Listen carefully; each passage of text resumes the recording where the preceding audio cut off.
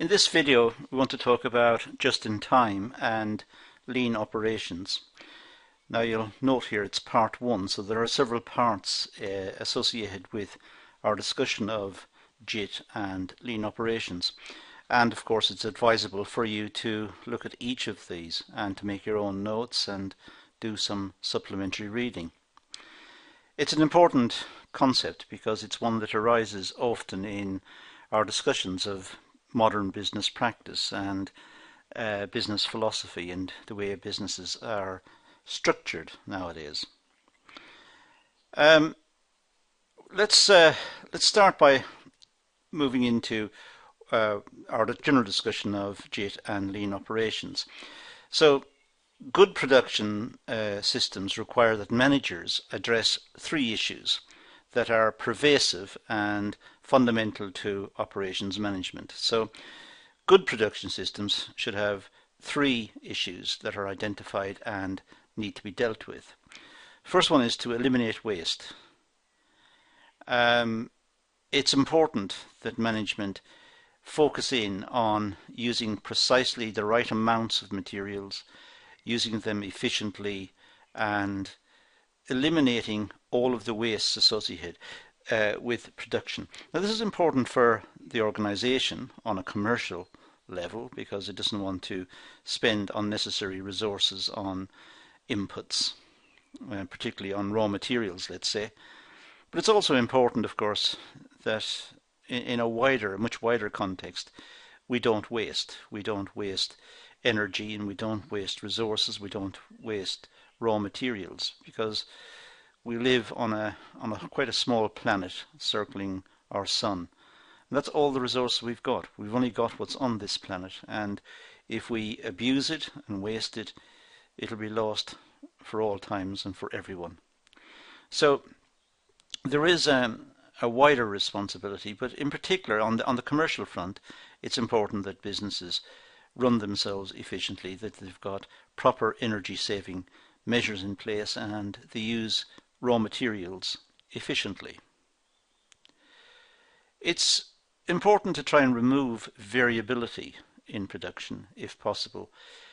Variability means retooling. It means stopping production perhaps and reorientating the production, setting up a different line or switching over from one type of production to another. And during that whole process of switching over or retooling, that's in a sense a waste of time. It's costing the company money. It's costing it resources. The overheads still have to be paid for in that time period. Workers still have to be paid in that time period. So it's variability and the requirements of having variability is a luxury that really can't be afforded, and it should be reduced, ideally reduced down to zero, but certainly minimized.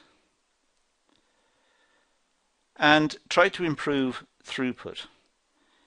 When the assets are in place, when the machines and the layout of the plant is in place and the company is established, then try to maximize the output, because in that way the average cost of these fixed resources, the average cost per unit, will diminish.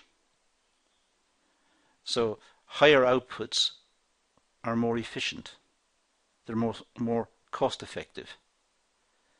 So it's important to try and improve the throughput. Important to try and make sure that all of the assets are worked efficiently and the whole system is optimized, but also try to maximize their utilization. Now, first of all, let's talk about eliminating waste. Well, waste is anything that does not add value from the customer's point of view, and that's our straightforward definition. If it doesn't add value to the product that's been sold, then it's a waste. So activities which are unnecessary or which do not add value, these are wasteful activities and can be reduced or eliminated.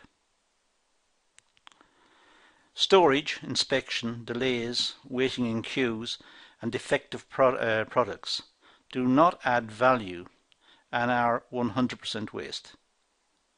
So items sitting in the store are not doing anything. They're just sitting there. They're just waiting to be used. They're in storage. But in the period in which they're in storage, that's a waste of time. It's a waste of resource. They need to be used. They need to be brought into production. Inspecting the products for quality or for tolerances or whatever, the inspection process is a waste. It might be a necessary waste in the sense that it'll stop problems arising further down the line. But if everything was optimized, then in a sense inspection would not have to take place. If everything was somehow guaranteed, inspection would have to take place. And so on and so on. So defective products, for example, well, that's a pure waste. If a product is made and it's defective, it can't be sold, the raw materials that make the product are a waste. The time period that was put in by people, by the operators, that's a waste. The machine time is a waste. The energy to power the machine was a waste. The delivery of the raw materials was a waste. Everything was a waste associated with that product. So it's important to eliminate the waste. Ono's 7 waste principles or categorizations are often quoted in the literature. He worked for Toyota, and they were one of the key manufacturers who tried to bring about all sorts of efficiencies and were one of the earlier innovators in terms of this type of management. So Ono's list are as follows. He said overproduction is a waste. Why overproduce? If the order's for 50, why make 60? Why make 51? It's a waste. The order was for 50, make 50. Anything over that is a waste. It's going to be produced and it's going to sit idle. It's not going to be sold. It's a waste. So overproduction is a waste. Produce exactly the amount required. Queues, waiting times. These are wasteful activities. People are not doing anything in this period. They're just queued. Jobs may be queued. They're waiting to go onto a particular machine. They're waiting to be produced. Nothing's happening. It's just a queue. It's just sitting there. It's a waste of time. It's waiting time is a waste of time. It's nothing is happening. There's no value being added to the product. It's not advancing towards the customer. The quality of the product is not being improved. Nothing's happening. It's just waiting. So it's idle time. Transportation. It's adding the value because it's moving from one place to the next. But the transportation, in a sense, within production can be seen as a waste as well. If the production is optimized, then the idea is to minimize on the amount of movement that the goods have to take place, going from one department to the next or going from one machine to the next. Sometimes companies have different plants in different areas, perhaps even different areas of the country, and the products are partly produced in one part and then they're shipped to the next depot or the next factory or plant to be processed or boxed or whatever. That's a waste. The actual transportation is a waste. The company is badly designed. That should take place at the same point, so that there is no need for transportation in between. There's no need to package it up and deliver it to a different plant, unpackage it, bring it back into stores, put it back into production. That's unnecessary. It's inefficient. So try to minimize on the movement of the goods. Any excessive movement of goods is a waste. The whole idea of inventory and stores, that's a waste. As I said earlier, as in the case of, say, the example I gave of overproduction, according to Ono, items sitting in the stores are not doing anything. they're just sitting there waiting. But they cost money. They have to be bought. They have to be received into the goods. They have to be unpackaged. They have to be put into stores and catalogued and store records amended, and then they just sit there not doing anything. They haven't added any value. They've been an outgoing. There's no incoming associated. They're just in the stores not doing anything. So inventories are a waste, and inventories should therefore be minimized. In fact, under the JIT system, there would be no inventories. Under the just-in-time system, deliveries from the suppliers would be just in time for production to take place. So there are no inventories. If there are inventories for whatever reason, if they're deemed desirable, then this should be minimized. They should be kept as small as possible. Motion is one that's identified by Ono, and this is the equipment cost. Equipment wears out, equipment deteriorates, and there's perhaps a heavy cost of replacement or maintenance. So trying to minimize the impact on the machinery and on the capital of the production process might be important.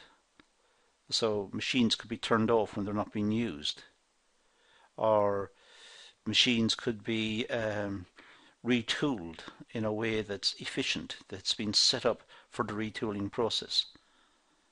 Ideally, machines should be automated wherever possible, and they should be checked for tolerances so that they're producing a good quality output, and they're set to produce a good quality output. But the impact of the production on the machine should be minimal. It should not add excessively to the wear and tear of the machine, in the sense that it should be well designed and well set up, well structured, and used efficiently. Turned off, for example, when it's not in use, and brought back on when it's needed. But ideally, the machine should be running continuously. Ideally, the machine should be processing continuously, so its presence is optimized, its effect is optimized. But there should not be excessive wear and tear on the machine brought about by bad practice within the business. Overprocessing is a waste. Now, this is an unusual one that was one of the, I think, more innovative contributions of Ono in the 7 wastes. Overprocessing sometimes happens if companies make products out of materials which are expensive, but the customers would be quite happy with something less.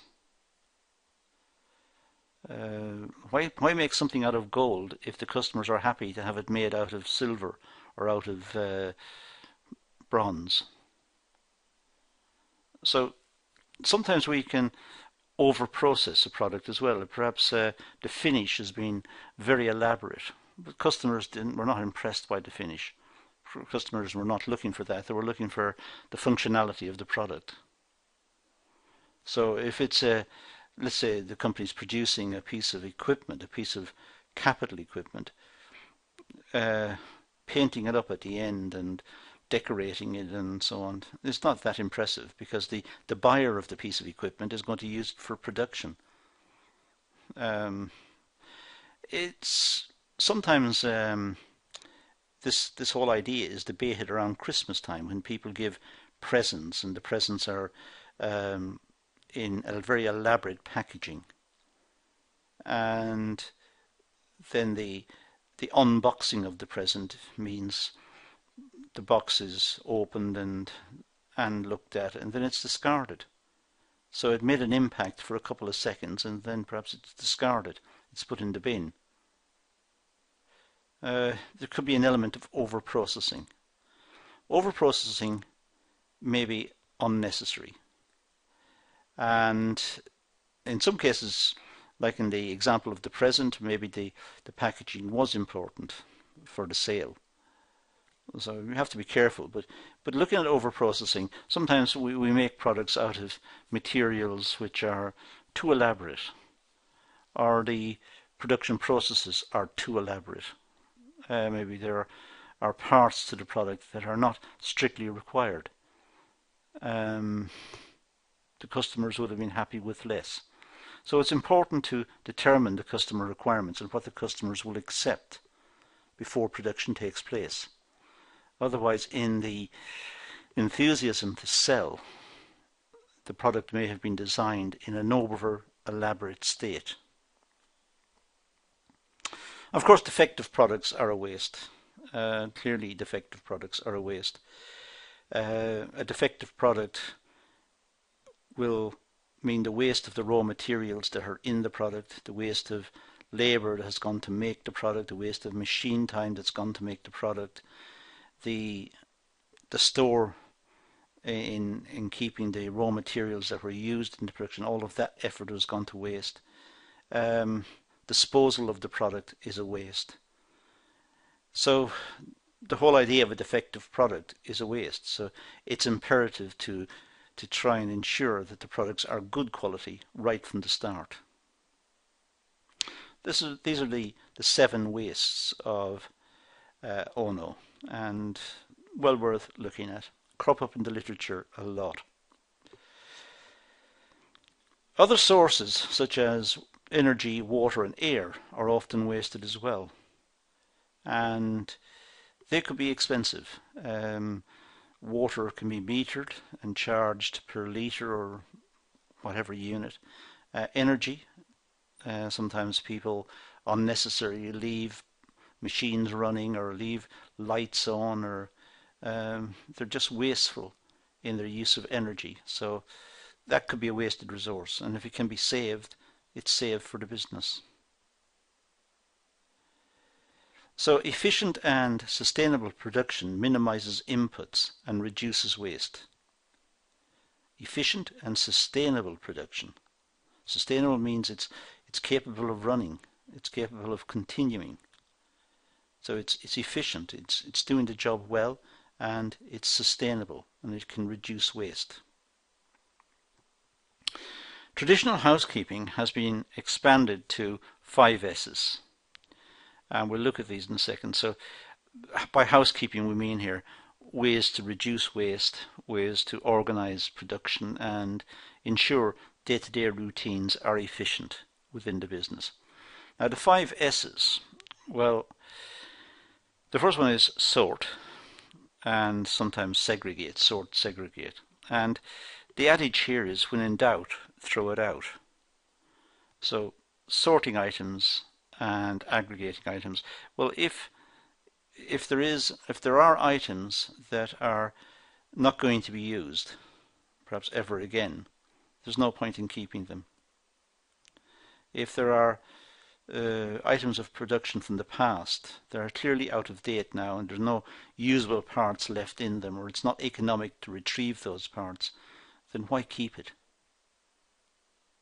Dispose of it. So it's quite an aggressive view of items. There's nothing sentimental here. If it's not usable, get rid of it. So it's the sort, aggregate. The second one is simplify, straighten.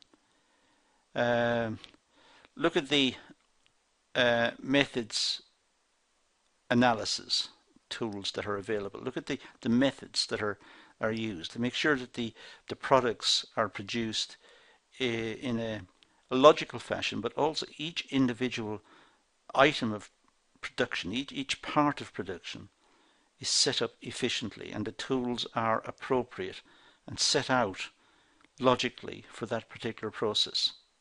The tools are well maintained and they are set out precisely. There's no excessive tools to be found or routed through, or there's no looking for anything at the end. It's a very efficient, straightforward design. In that sense, it's quite a simple design. There's a task to be done. These are the tools which will be used, and that is what is required. So it's quite straightforward. Make sure, shine and sweep, make sure that everything is cleaned up, make sure that the working environment is clean. It's conducive to good work, and it means that quality has been noted. The importance of quality has been noted and has been factored in to the whole production process. And part and parcel of the quality is that the working environment should be clean and neat, uncluttered, so that the operators are not deflected or thinking about other things. They are focused in on what is required. It's a clean, straightforward working environment. Try to standardize the product. Remove variations from the processes if possible. Variations slow production down. They could even hamper production by causing machines to have to be switched over to different processes to accommodate the variations. So as far as possible, standardize the product. It leads to more efficient output. There's learning by doing on the part of the operators to become more adept at producing this product, more skilled at producing the product. So standardized procedures are desirable. Sustain and self-discipline.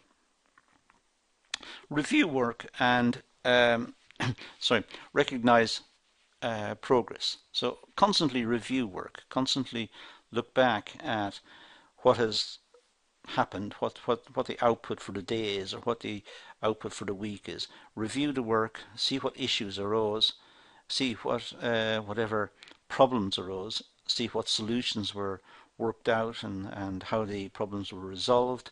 And in this way there is greater continuity, more learning by doing, and the workers involved in this process must have the self-discipline to apply themselves to finish their own specific tasks and to learn from any issues associated with that particular task.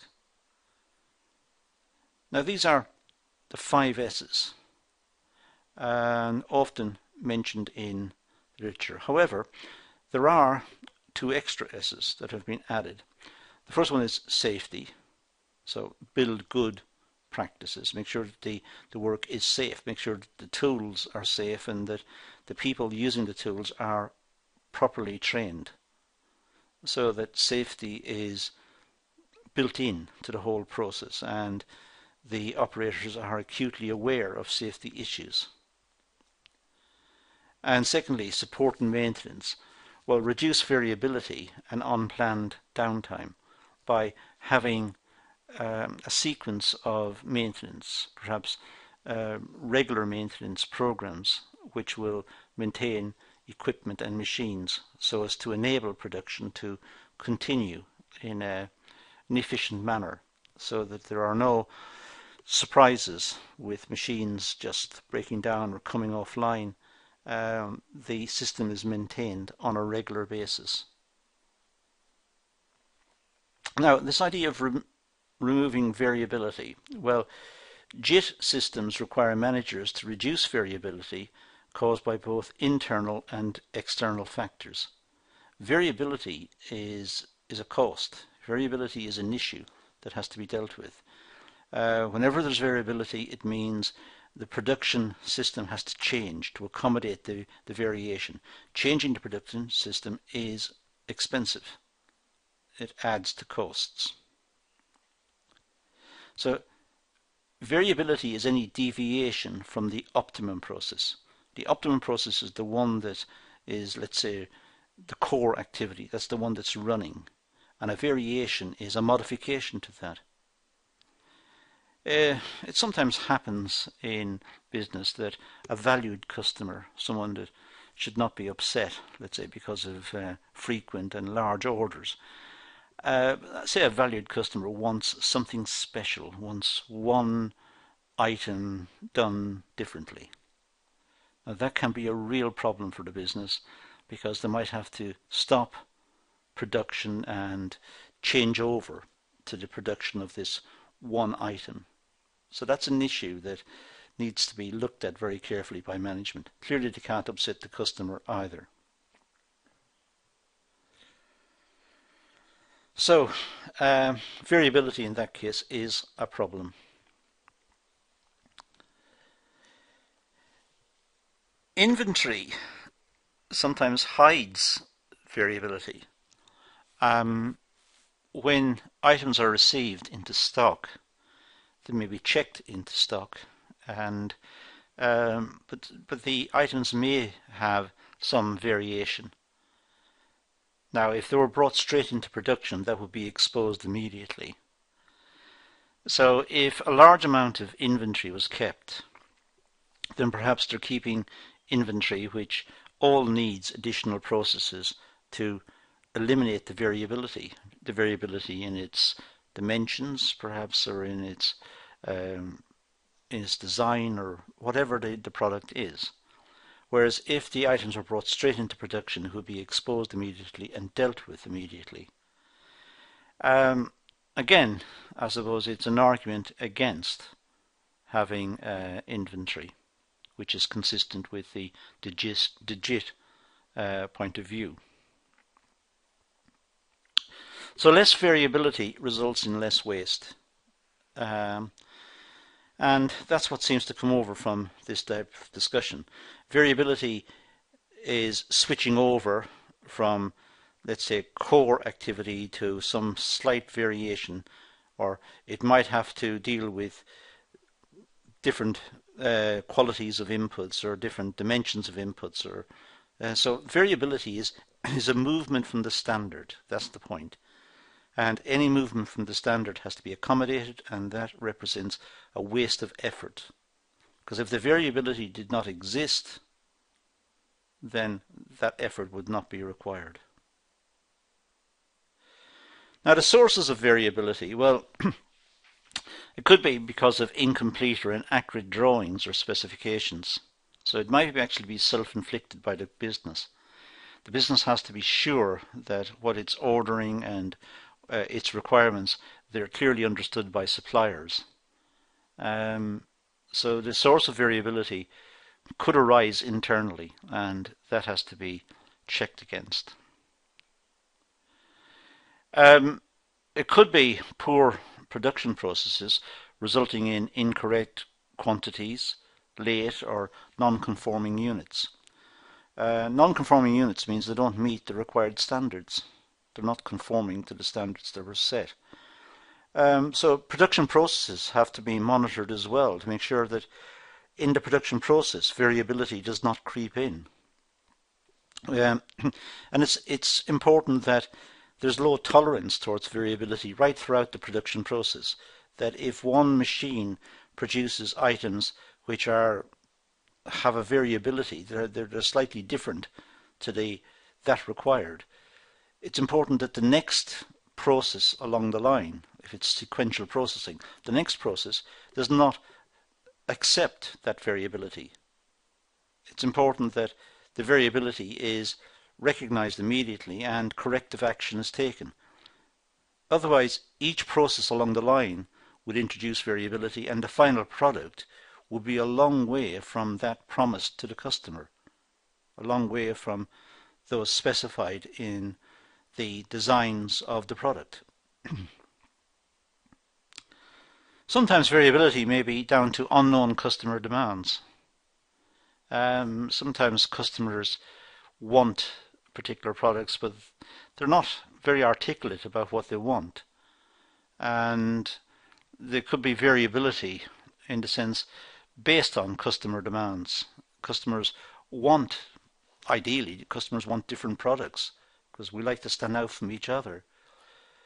So in a world in which we're trying to standardize, that militates against this idea of uniqueness and personality and what we want to stand out from the rest.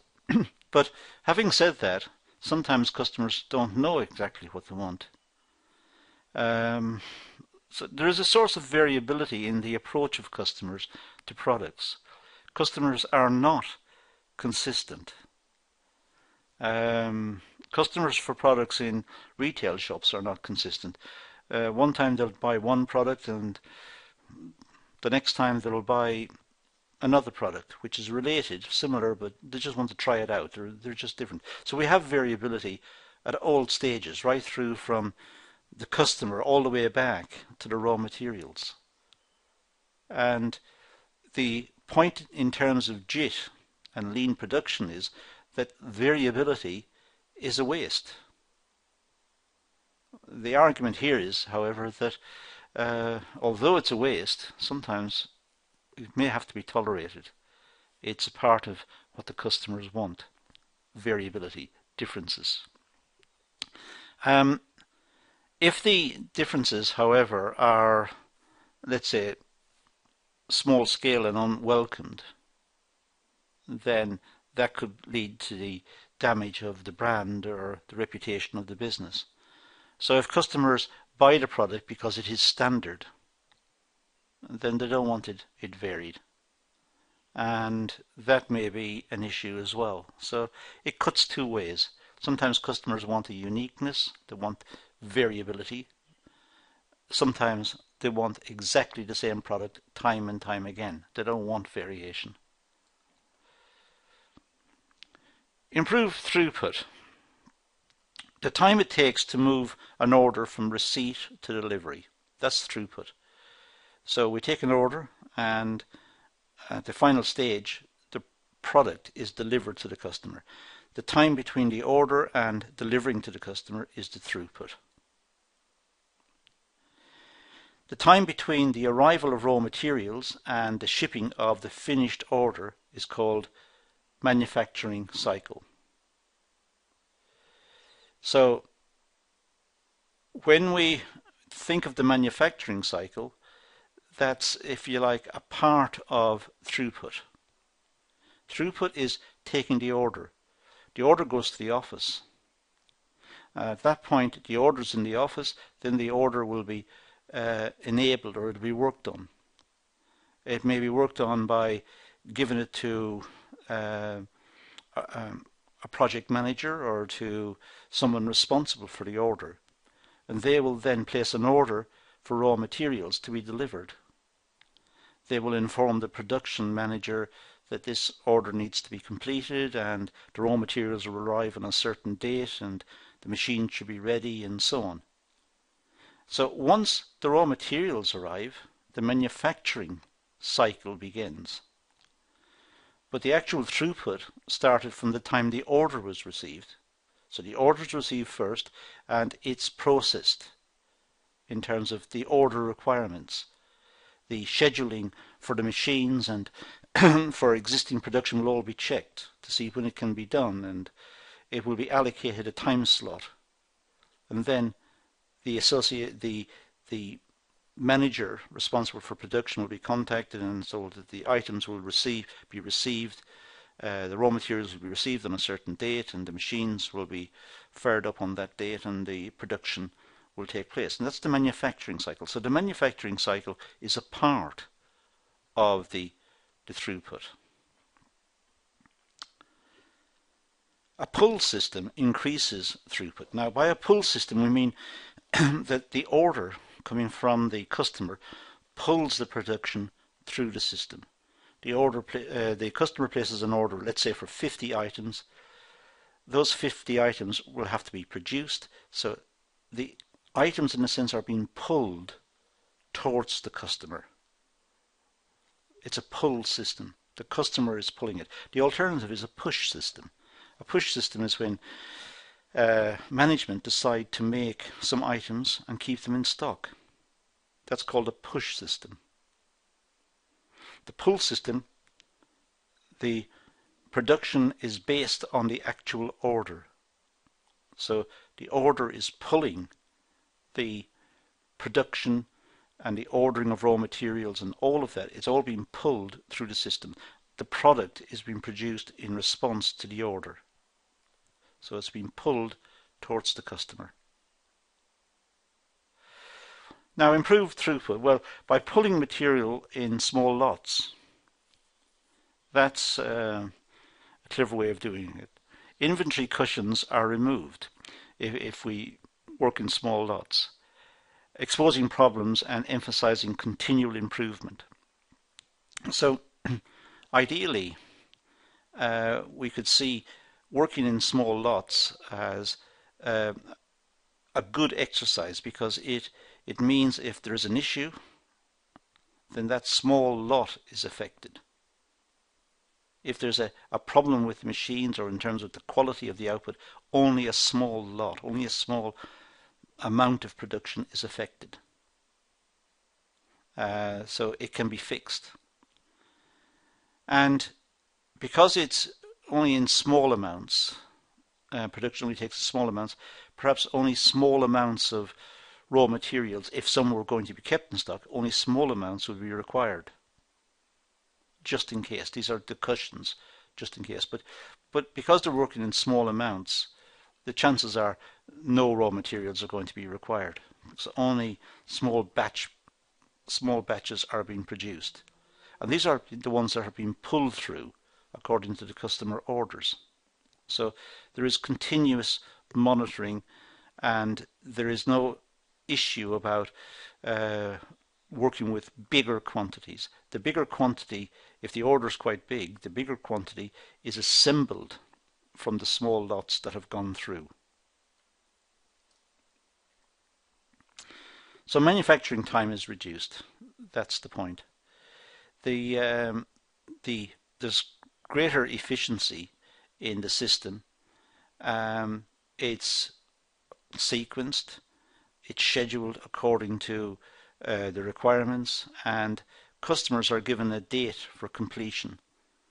And in the event of no catastrophes like a machine breakdown, which should not happen because the machine should be maintained on a regular basis and maintained at peak efficiency, in the event of nothing untoward happening, the customers will receive the products according to the time given to them. Push systems, as I said, dump orders on the downstream stations regardless of need. So push orders, in a sense, they don't sound logical when we compare it to the pull system. Push systems is when managers try to keep machines running. Perhaps if there's a slack period in terms of orders, they don't want the machine standing idle, so they start producing because they want the machines running. But of course they're using raw materials and they're using labour time, and they're producing items for which there is no demand. At least no demand at that particular moment in time. So they're producing items, there's no revenue associated, it's all cost. And the items in the end will be simply, in a sense, dumped into stores. They'll be put into stores, kept in stores in anticipation of future sales. So these are some of the issues to start our discussions of just-in-time and lean production. Some of the ideas here are important. Well, all of the ideas here are important, but some of them are highly important because we return to them in later discussions, and they will be amplified considerably in the later classes. Please look at all the videos in this sequence, on this set of videos. But that's all I'm going to deal with here, so I'm going to leave it at that and say thank you for watching.